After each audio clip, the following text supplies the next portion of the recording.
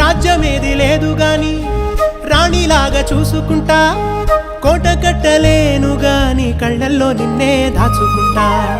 రాత ఎట్లా రాసి ఉన్నా ఆ మార్చి నీతో రాసుకుంటా.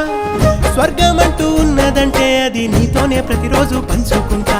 నిన్ను గన్నవి నాన్నకన్నా అల్లారు ముద్దుగా సాదుకుంటా. నీకు కోపం వస్తే కొంత దూరం ఉంటా, నువ్వు గీత గీస్తేనే